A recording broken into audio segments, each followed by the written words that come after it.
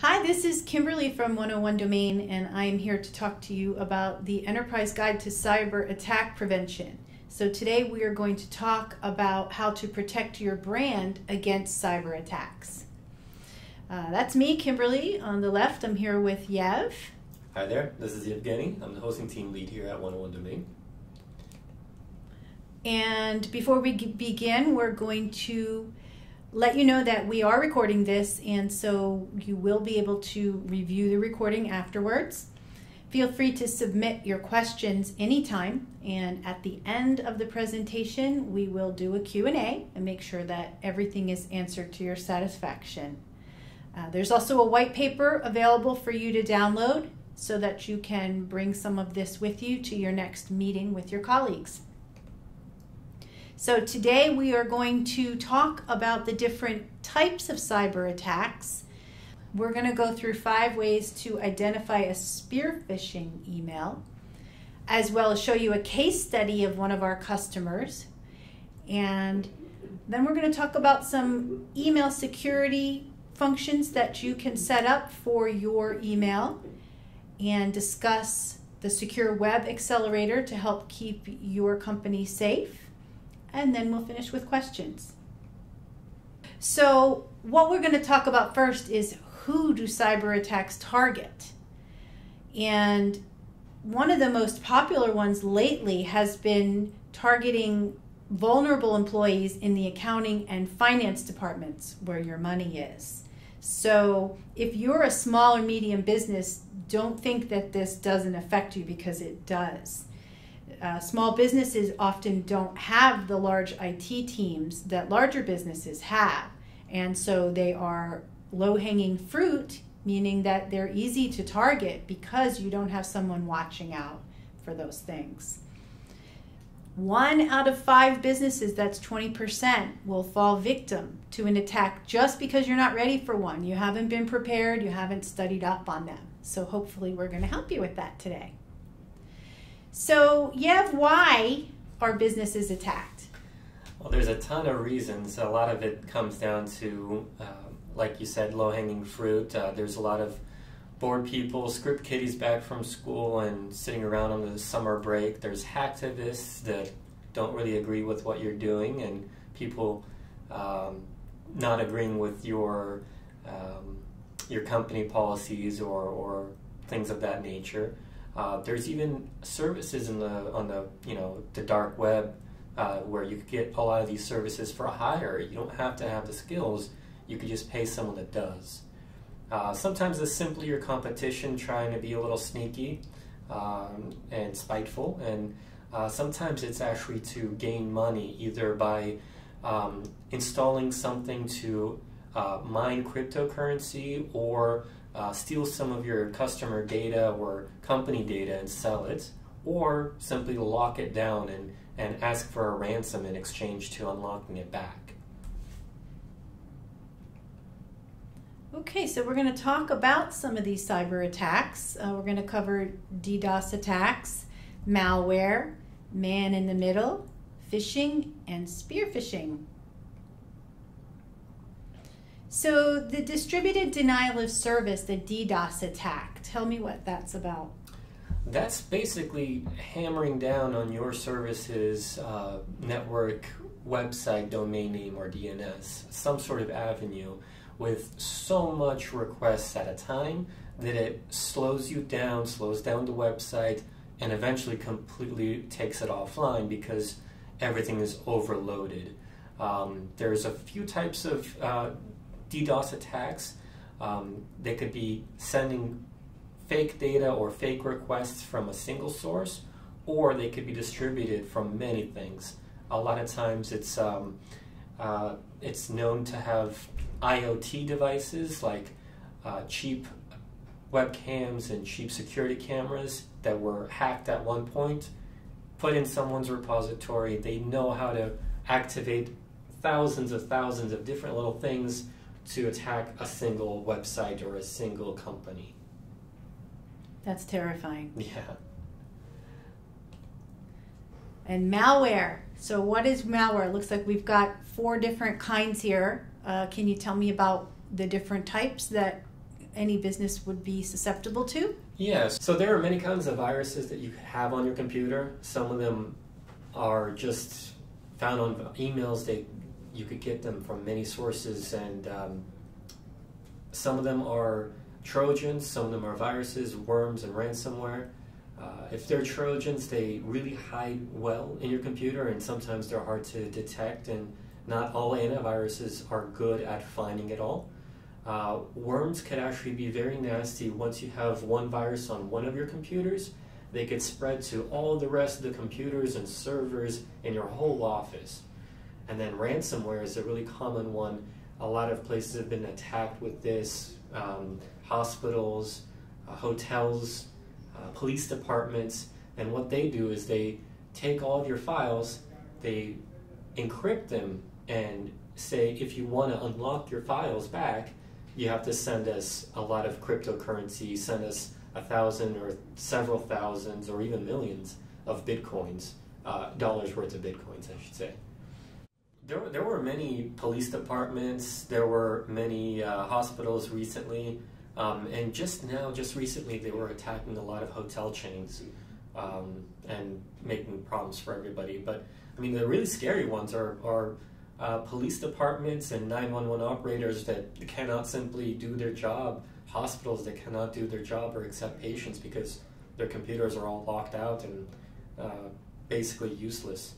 And it would take a lot of time to even bring it back to even working normally, and further amount of time to even get some information back if they weren't backed up. So sometimes people don't really know that they're at risk of losing everything if they, until it's too late. Sometimes they don't have a backup plan, and once they have all of their files completely locked and locked out, baby's first steps, pictures and videos.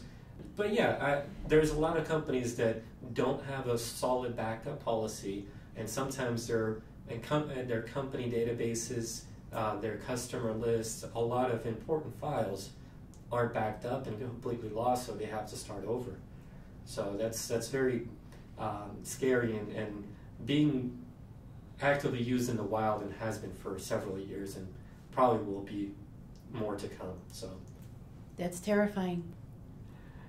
Man-in-the-middle attacks. So these are very interesting. It's very hard to detect man-in-the-middle attacks because it's not actually any changes that are happening on your side, your computer, your infrastructure. They're more in the middle.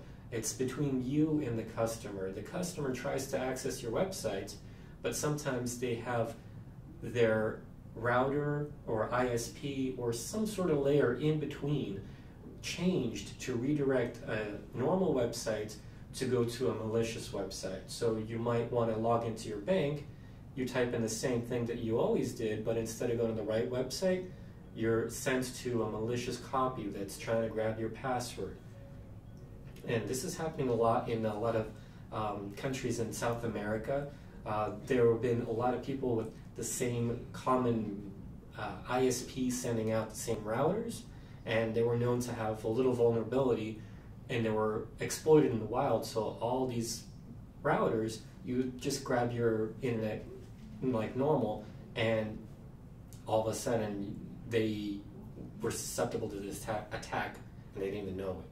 So nobody really can tell until it's too late, until they don't spot the right website, they don't have a SSL certificate on that website, things like that. And it's common with IP and DNS spoofing. So they hack into your computer or into another layer in between. And so that's really scary when you're talking about a bank, when you're signing into a malicious site that you think is your bank. Yeah, and there's really easy ways to copy and clone a website to look very, very similar to the real thing.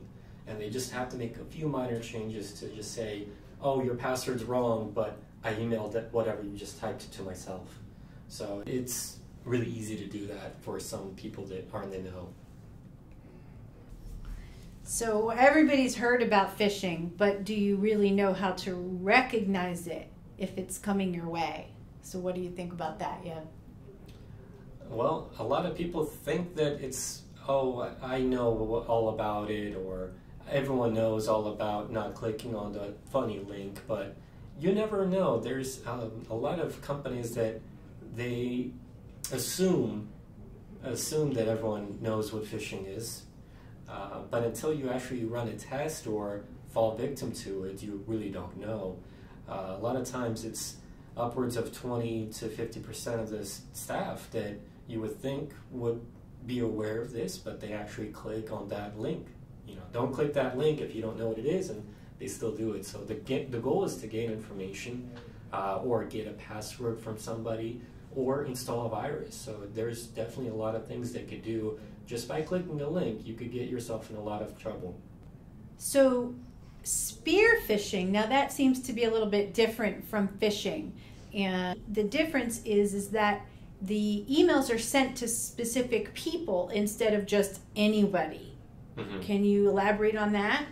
Yeah, so what they do is they get a list of your company's staff members. They could go to your website. There's sometimes, some companies have a list of their people there. You could use LinkedIn, and once they get a lot of little basic information, they could try to craft an email to make it look like your boss is in a rush and wants you to do this quick thing for somebody. And they just use a few pieces of information to kind of guess, make educated guesses about who they should send emails to and who they should pose as, trying to trick people to either send money or click on a link or enter their password or something. So this can happen a lot with accounting departments or the people that are in charge of money, right? Yeah. So for instance, if someone in the accounting department gets a quick email that says, oh my gosh, can you please send this? I forgot to wire this. I forgot to send this to a vendor. Can you send it quickly for me? Yeah, and that's one of the more common ones because wire transfers are very difficult to stop or reverse. A lot of times they're not really noticed until it's too late. Unless you can manage to stop the transfer very quickly.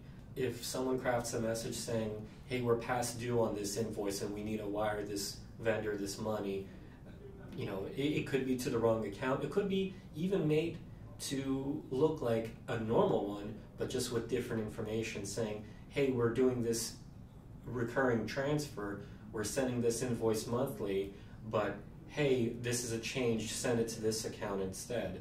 So there's a lot of ways to kind of craft an email to make it really look legitimate and have the attacker gain your funds or whatever that invoice might be.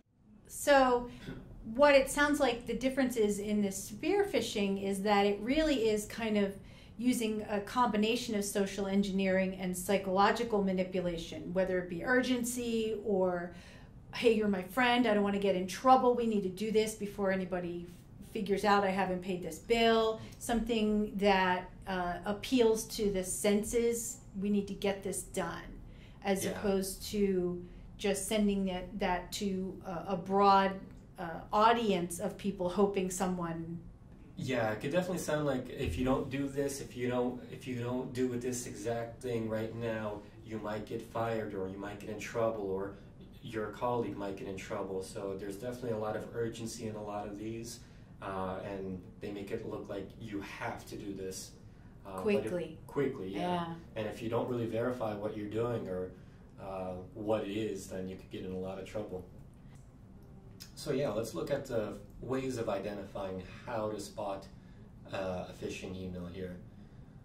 One of the first cues is just simply the domain or the email address that email is being sent from. A lot of times people try to craft the emails making it look like your coworker is sending it or your boss or something like that. But the email address that it's being sent from, they try to use the same domain name but with different character sets. There's something called Homographs where instead of using that same domain name or having to control your email, they could simply buy another domain that's very similar and even has a different character set like Cyrillic, where you see PayPal.com looks normal here, but it's using a different character for the A. Instead of using all English letters, they just throw in a couple different characters and they could register a very, very similar domain name and send emails with that. And also I noticed in our example, I think, that they just changed one letter. I mean, how easy is that to miss? We all do that. So it's really important that if you receive an email and it just doesn't seem right, that you want to check that sender email address and the name to make sure there's no transposed letters, there's no extra letters. As Yev said, the homographs, which are terrifying, honestly, because if you look at the example here, you'll see that we have 2 A's in Amazon, but they're actually different character sets. Yeah, and they look very similar, especially depending on the fonts that you have and the font that your browser uses. Sometimes they look very almost identical. And the key thing is to don't reply to the email if you want to verify. You compose a new message to the sender and say, hey, did you actually send this? I got this, because if you just reply, they'll just reply back to you and say, yeah, this was totally Sure, right. This was me, absolutely. I requested you send me money to this strange bank account. Yeah. So another thing to do is to check for the formatting and content. Sometimes just the way that they talk in the email. If you and your coworkers email back and forth a lot, you'll kind of get a feel for how they word their sentences. And if it just doesn't sound like their kind of way of writing, it will be a good giveaway too.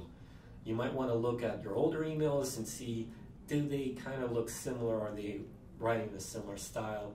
And then also look for very, very simple grammar mistakes and grammar use. So you would also maybe want to, if it's a vendor perhaps that you're used to dealing with, does the logo match? If you're familiar with the person that's sending you the email and they never make punctuation mistakes, and all of a sudden you see a run-on sentence or commas instead of periods or misspelled words, then that is a heads up for you to pay attention that perhaps this is not coming from the person you thought it was coming from. Yeah, and a lot of times people end them emails with kind regards or best regards, and they're using thanks or something completely different. So that's probably another easy giveaway that that's not quite the way that that person talks or writes in their emails. Oh, this is a fun one. So you've all been taught to hover over those links. I'm sure everybody's heard to hover over the link and make sure that you recognize the link. So the spearfishing emails will try and get you to click on a link, and just as with any other phishing email that you might suspect, we would want you to hover over that link.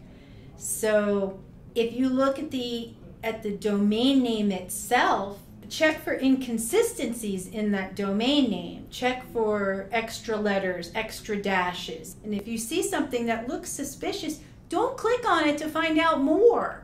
All right? We want you to not click on those things. If it is perhaps from someone you're familiar with, go to their website directly. Don't click on the link to get there. Yeah, this is really common with banking ones of like, hey, click this link to verify your account, or, oh, our company is updating our security policy for the email services and you have to click this link. A lot of times you just hover over that link and it's going to be something very foreign. So it's not going to be that common that internally or even from vendor to vendor that they're going to ask you to click on a link. A lot of times you're going to want to visit the website if it says that you need to verify something. And about the homographs we were discussing before, when we're hovering over that, what's going to happen, Yev, when you hover over one of those homographs? For instance, in that Amazon where you had 2 different A's. A lot of times the link will look okay in the first place, but sometimes if you hover over the link, instead of having the fake Amazon.com look, it will actually convert it to what's called puny code. So sometimes not all computers will do the same, but in some cases, when you hover over the link, it will start with xn-, and then look normal from then on out. But that'll mean that somewhere in that is a different character other than English. Excellent. Well, that's good to know. So we would want to question any of this abnormal behavior, and not just like, oh, that looks weird, I'm just going to answer it back. We want to look at the whole email. Is it preying on someone's emotion? Is it asking you to do something out of urgency? Is it asking you for sensitive information, which you know you're not supposed to share via email?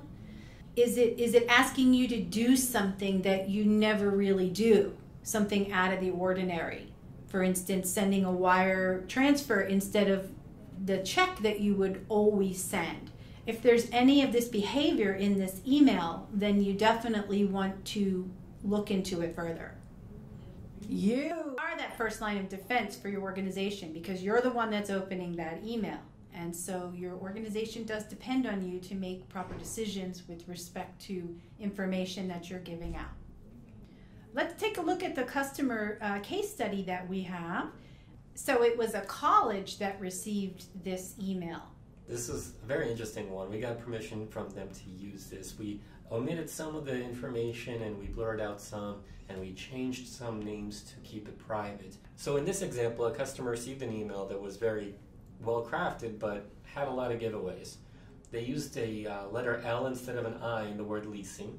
So they used a new domain, and all they did was switch the I with an L. Yeah. And you can't even tell when you're looking at it unless you're looking pretty closely. Yeah, especially at first glance, they just skim past it. Another dead giveaway on this one is that there's a lot of grammatical errors. There's a run-on sentence, there's some typos, there's some weird sentence structure, I should say. And they also ask you to do something out of the ordinary, like sending a wire transfer electronically when it's usually a check. And so with this specific customer, she said that she actually had to consult someone in her company. She had to consult a colleague and ask if this was a legitimate email. And between them, they determined that this was not a request. So she did the right thing in not wiring out the money. Yeah, she didn't just go solo and just do what they wanted. They did the right thing and asked somebody at least and said, hey, does this look quite right to you? Should I actually do this or not? And we were thankful that this customer did catch it, but we also do have another case study which we did not include in which the bank did fall for it. So they received a very similar email to the one you saw, except that they did wire the funds, and it was wired to a company outside of the United States, and they lost thousands of dollars. So it is very easy to fall for. We would hope that you would educate your colleagues about this so that they know what to look for before they do anything requesting money or sensitive information that's not normally requested. Yeah, definitely. So let's talk about email security. What can you do to keep your email safe? We just talked about what to do with security in terms of emails that you receive, but it's also very important to secure the way that you send out emails. You want to have the emails that you send get to where they want to go and get delivered correctly. And only the emails that you send get delivered correctly. So when you send an email, it's essential that the emails that have your name on them are actually being sent by you. And there are several DNS records and settings to help improve the deliverability and reduce your emails from going into the spam folder or getting rejected altogether. So these kinds of records are very common. A lot of service providers do offer them.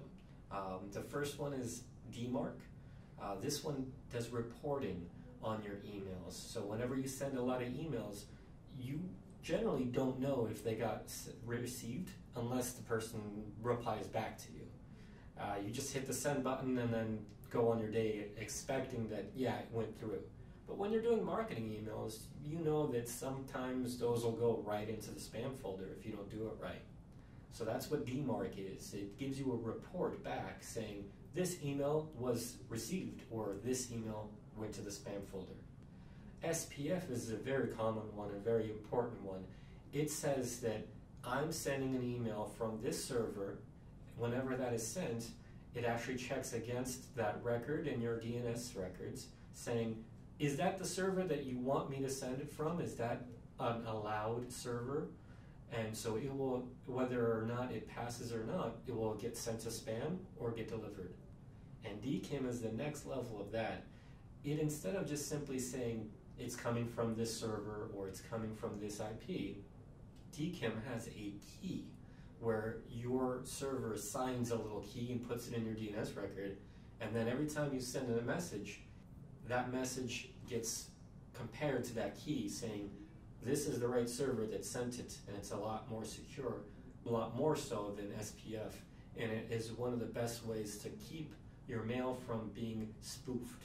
So it'll keep others from looking like your email accounts. That's when the spoofing, we see that when they put the from address is like somebody that says it's you, but it's not really you, right? Right. Well, instead of like our past example where they just had a very similar looking domain name, a lot of times they could craft the email to have exactly the same domain name, exactly the same email account, and you're like, I didn't send that, but it'll look exactly like you did.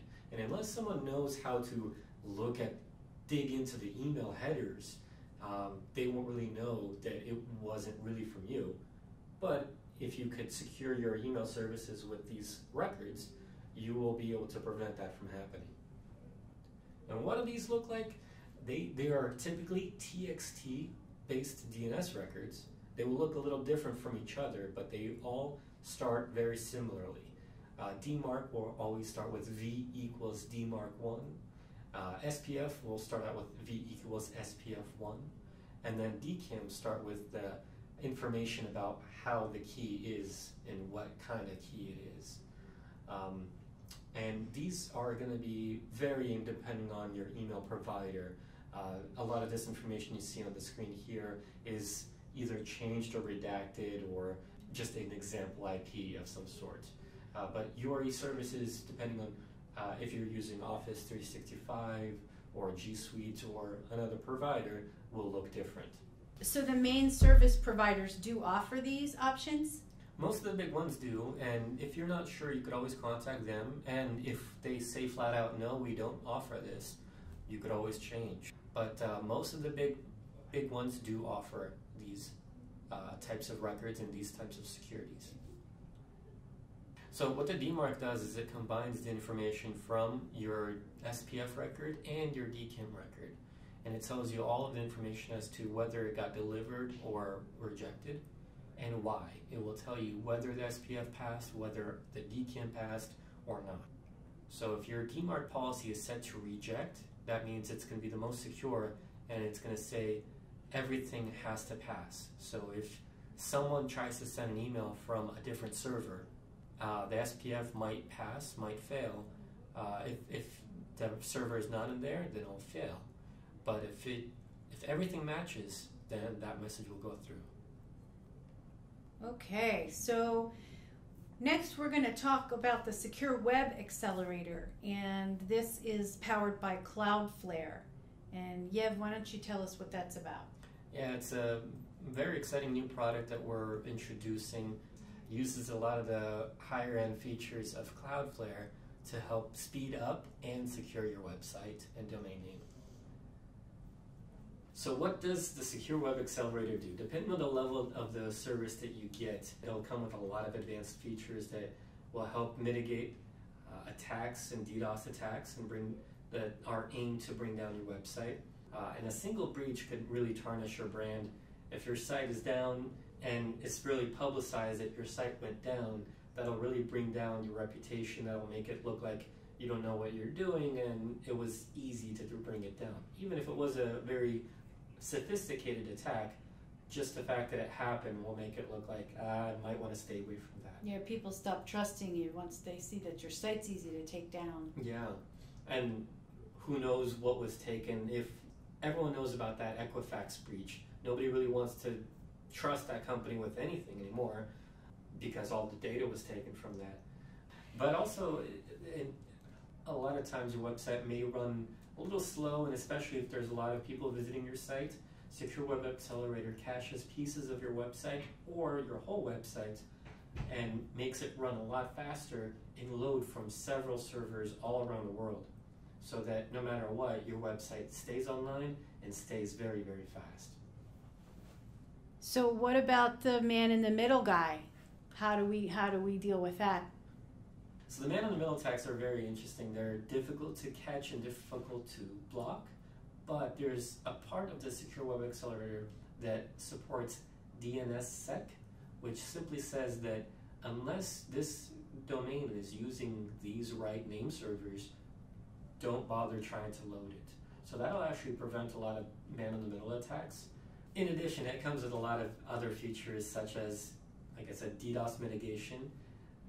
It comes with Anycast network, and what that means is that the lookup for your domain name to say, where is my website.com or what have you, it's instead of using one server to reply back, it uses hundreds of different servers. So depending on where your customers are, they'll get to your website even faster. Along with DDoS mitigation, the Secure Web Accelerator, it will track the types of data that's coming through, the types of requests, and it will alert you and block a lot of these things from happening and keep from data breaches from happening. And lastly, bot management. Now, bots could be a really generic and vague term, but bots are used for many functions. They, Google is a very common bot. There's, Google has to check your website to see, hey, when people type in your search term, will it come up? And they'll crawl your website for your content, and based on that, show different results.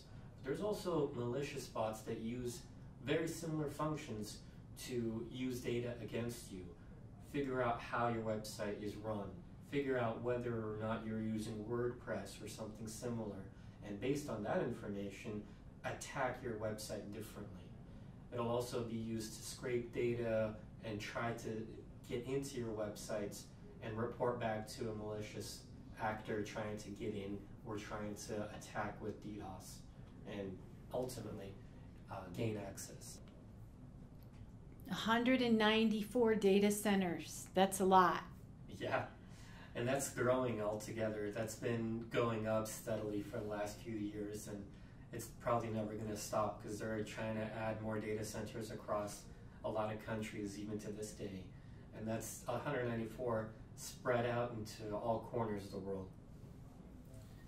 So with all those 194, you get unlimited DDoS mitigation, meaning no matter where the attack is coming from, all of those different data centers, they're going to keep track of all the data that's going through to your website, and based on certain key parts of it, it will block it. And you won't be able to slow it down because there are so many data centers, so much power, that no matter how fast the attackers are trying to request and open your website or flood it with data, they'll be able to handle it. And what's SLA mean? So the 99.99% SLA means your website's going to stay up. That's SLA means service level agreement. It essentially means just uptime. So your website will not go down if you're using the Secure Web Accelerator powered by Cloudflare. Cool. Other things about this is it includes a web application firewall and custom page rules. So what that means is that you could configure your web application firewall to block certain requests for certain pages. Say you have a WordPress site and you only want to allow internal staff to access the login page. You could set up a Cloudflare page rule to say don't let anybody access the login page unless they're in this office or using this IP. And with that web application firewall, even if you don't have it configured to be very fine-tuned, it will keep track of the requests and block certain things from happening, block excessive logins attempts, block excessive comments or different types of posts. I know that's big when you have WordPress, right? Because there's a lot of compromise of WordPress sites. Yeah, WordPress is one of the biggest ways of making websites, one of the most common ways of making a website. And it's very robust, but with all the complexity, there's always going to be a plugin, a theme, or an older version of WordPress that can be compromised. It's very well-publicized vulnerabilities, saying, hey, if you use this plugin, be careful because everybody knows that they could break in. with that version. And the web application firewall, even if you have a compromise, it will help mitigate you from being taken advantage of and broken into and hacked. Global Content Delivery Network, that's a long-term, just essentially referred to as CDN. And what that means is it takes pieces of your websites, your common images, and takes copies of them and puts them all across those 194 data centers, so that whenever somebody visits your website, instead of having to load all of the stuff from your one server, it instead loads from a server that's very close to them, meaning your website loads a lot faster than it would have otherwise. And with some of the versions, you get what's called Railgun, and that takes the CDN to a next level and takes a lot more of your website, a lot more of the images, and even some non-static content, and puts it on those 194 data centers. Thank you, Yev. And so that was interesting to learn of all the ways that you can keep your site safe. So what can we do today? What can we do now? Well, you could take a lot of this that we went over and talk to your accounting departments and other colleagues about phishing and spearfishing attacks. You could also check to see whether your email provider supports those types of securities and DNS records like SPF, DKIM, and DMARC, and whether those are actually in place. You could review your domain portfolio to avoid any surprises. A lot of companies have a lot of domain names, and not all of them are doing what they want. And it's good to take a good look over what you have, what you're missing, and what you can have. So like, for instance, you could maybe assign an employee to actually type in each domain name and see where it goes. That's one option, because there's probably several of you out there that have more than one domain name, and do you even know where they're pointing? It would be a good thing for you to check that every once in a while. Yeah, because your domains could be registered at other companies. You could go to all of them and see where their DNS records are pointing to, where the email records are pointing to, whether you have all of your SPF and DMARC and DKIM records in place. And you also might consider domain monitoring services, where you have a report that's delivered to you of domain names that have been recently registered using your term. This is a good way for you to take a look at what's being done with your term out there and checking where those sites are pointing. See if maybe they are creating a site that looks like yours and spoofing you in any number of ways. That's one option that you could do today. Yeah, and if you find one of those along the way, there are definitely ways to combat that and notify the registrar or the hosting provider and have them take it down or transfer it to you. What's the term for that? The UDRP? A UDRP, yes. Also a cease and desist, where we can send a letter for you to the owner of the domain that says you better stop using that. And there are disputes that can be filed on your behalf should someone be infringing on your mark. Mm-hmm. And lastly, you can inquire with 101 Domain for customizable packages tailored to your needs. Secure Web Accelerator is a big part of it, and on DMARC is also another big part of it that gives you that report whether your emails are being delivered to the customers that you're trying to send them to. Excellent. Well, hopefully this has been beneficial for you, and if you have any questions, we are more than happy to answer them at this time. And thank you for attending. Yeah, thank you everybody. We're reviewing the questions that you've submitted along the way, and we're going to have a few more minutes for others to come through now. And so if you do have a question, make sure that you put that in that chat box down at the bottom. And we'll be happy to answer those. So we've got a few questions here. Yes. Do you need DMARC, or is having SPF and DKIM enough? What do you think, Yev? Well, DMARC is going to do the reporting of whether or not your emails that you sent were received. DKIM and SPF will be good enough, but you'll still be in the blind as to how your email is being performing. Okay, so if I understand correctly, DMARC is a reporting mechanism. Do you recommend a certain platform for this? Yeah, we do. We recommend using on Demark. Now, that's part of the packages that we explained that we have a number of things, including the Secure Web Accelerator, and on Demark is the company that we recommend and include. We have a partnership for getting that together. So that's one of the most common or best companies for that. Okay, thanks. So another question. Let's see what we got. What are some ways to prevent people from registering my company's domain name in other language characters like you mentioned? I think you're talking about homographs. Mm-hmm.